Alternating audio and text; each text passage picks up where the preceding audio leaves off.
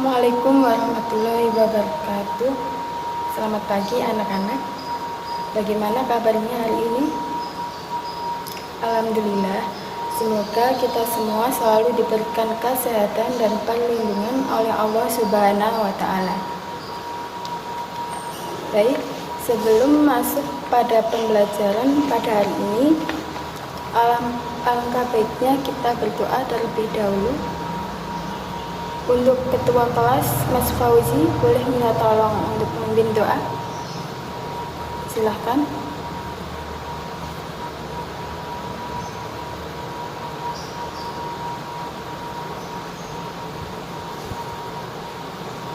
Baik, terima kasih Mas Fauzi.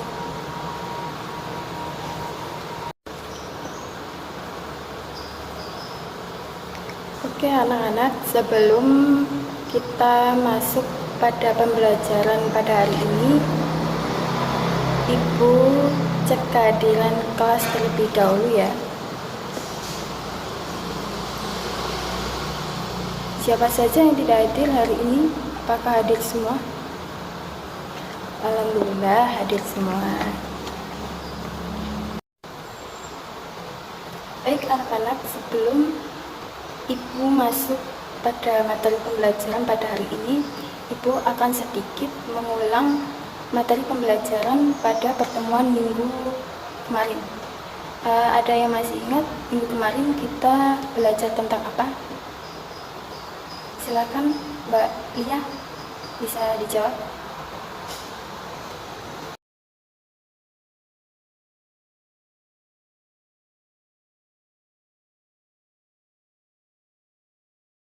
Iya, benar.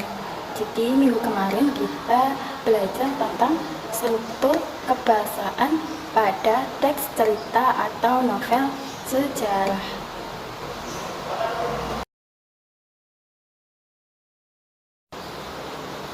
Nah, sekarang Bu Sevia mau tanya nih, ada yang masih ingat apa tidak?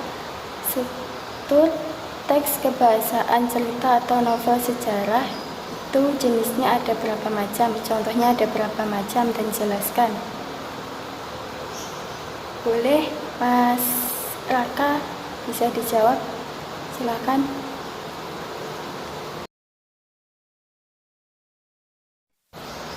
Iya, benar. Jadi struktur teks kebahasaan cerita atau novel sejarah itu ada 4 macam.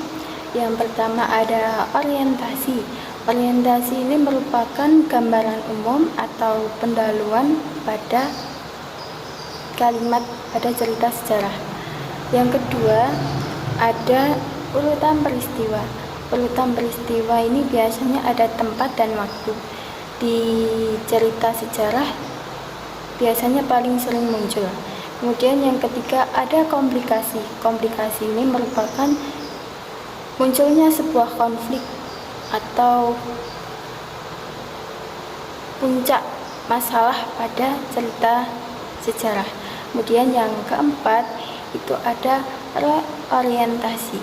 Reorientasi ini adalah penegasan ulang atau bagian penutup atau penyelesaian pada cerita teks cerita atau novel sejarah.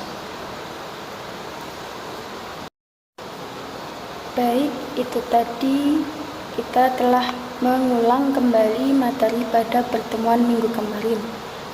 Pada pertemuan hari ini, Ibu akan memberikan materi tentang kompetensi dasar 3.4, yaitu menganalisis kebahasaan cerita atau novel sejarah.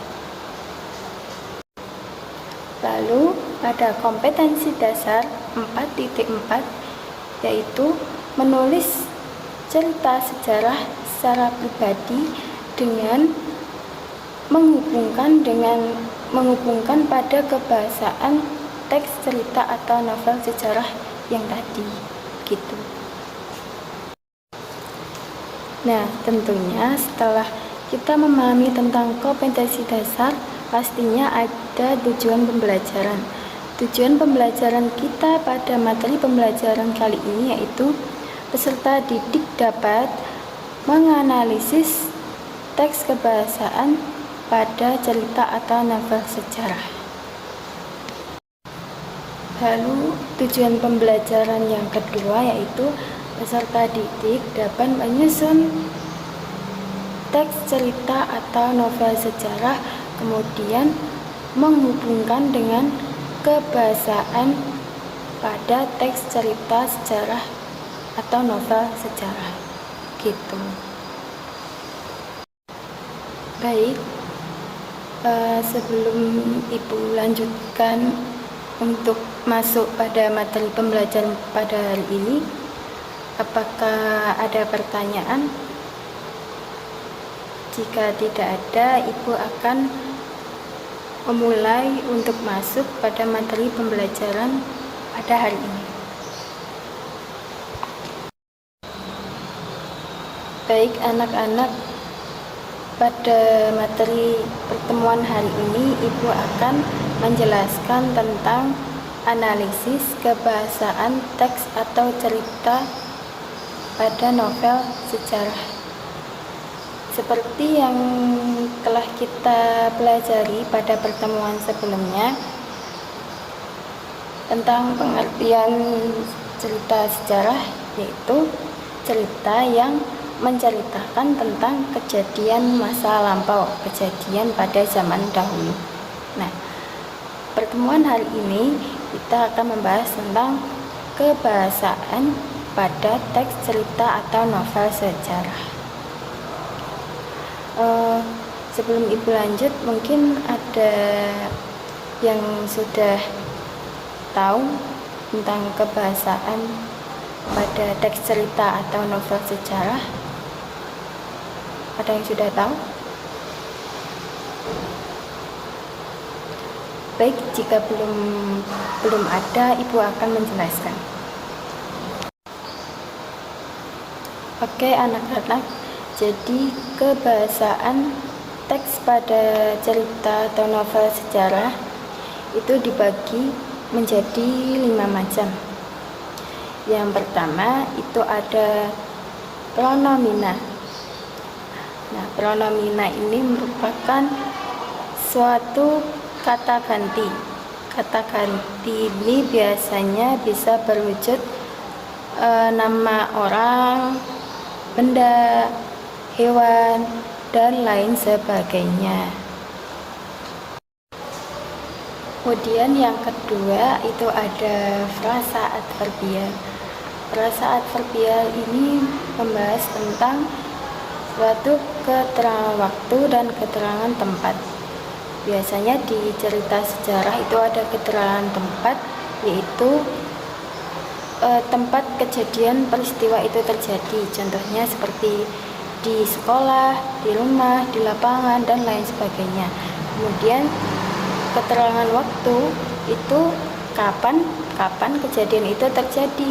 Contohnya seperti pada hari ini, kemarin, pada jam ini, pada pukul ini, dan lain sebagainya gitu.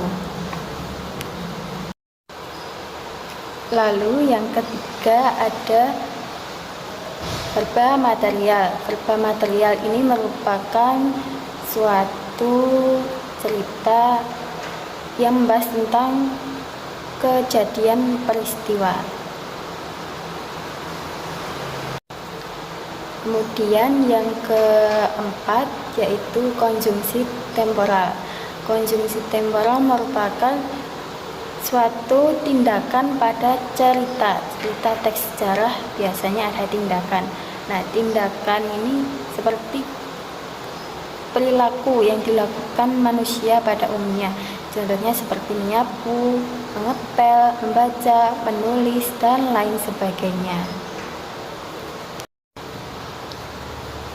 Dan yang terakhir, yang kelima, yaitu tentang konjungsi sebab akibat. Konjungsi sebab akibat ini merupakan kalimat yang menyatakan sebab atau akibat pada cerita teks sejarah yang menunjukkan mengapa alasan itu terjadi begitu.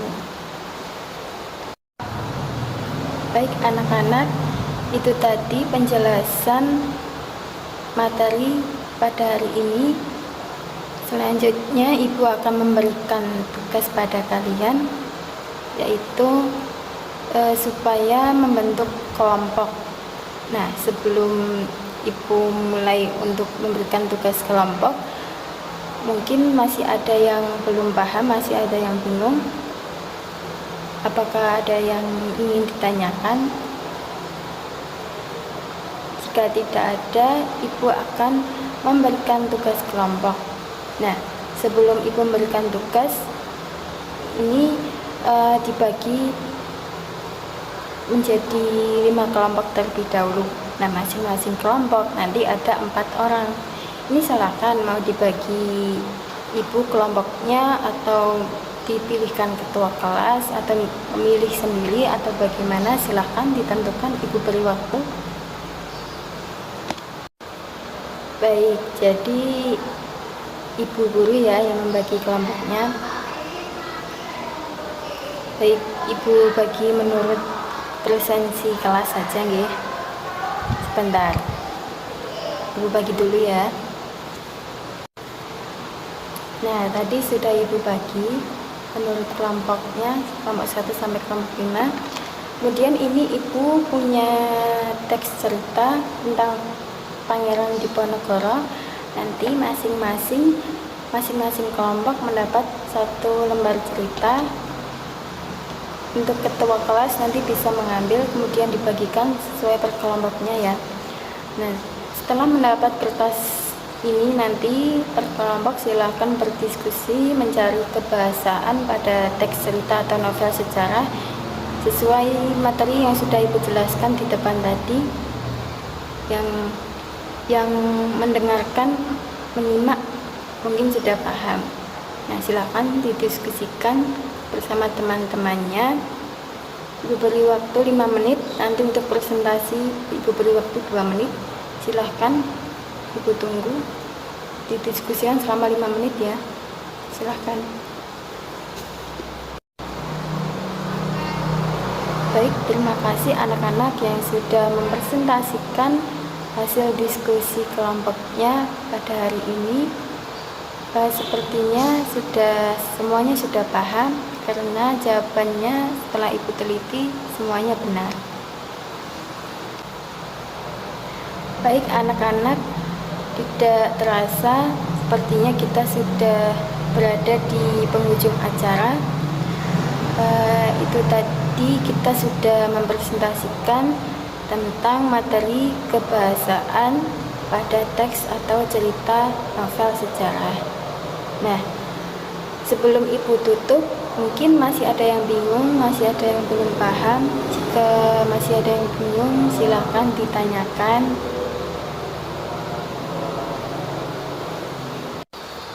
Baik, jika tidak ada, Ibu akan tutup pertemuan pada hari ini. Sebelum Ibu tutup, Ibu akan sedikit menyimpulkan pertemuan pada pembelajaran hari ini.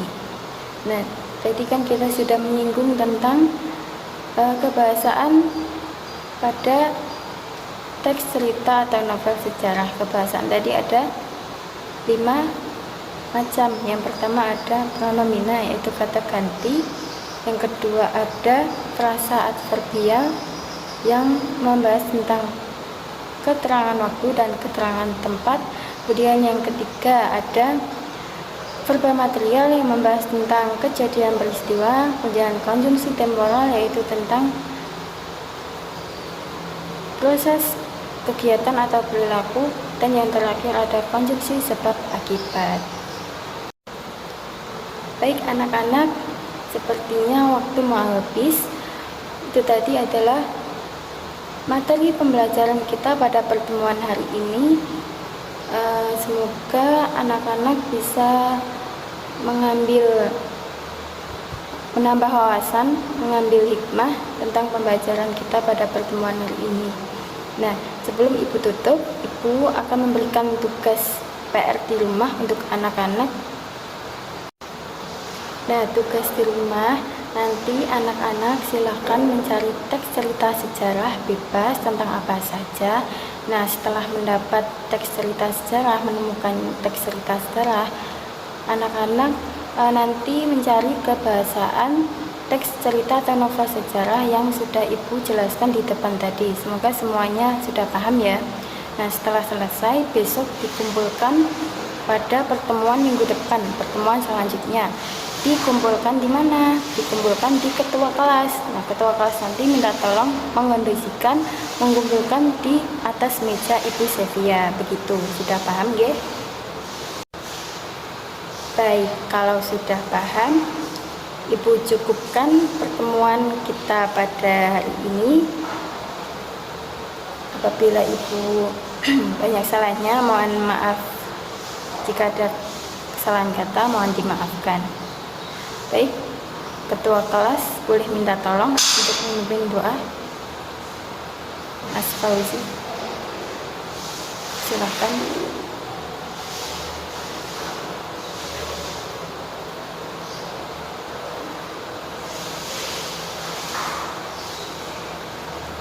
Baik, terima kasih Mas Fauzi. Baik anak-anak, cukup sekian pembelajaran Ibu pada hari ini. Jangan lupa makan, tetap jaga kesehatan. Semoga mendapat nilai yang bagus untuk tugas besok. Terima kasih. Wabillahi taufiq wal hidayah. Wassalamualaikum warahmatullahi wabarakatuh.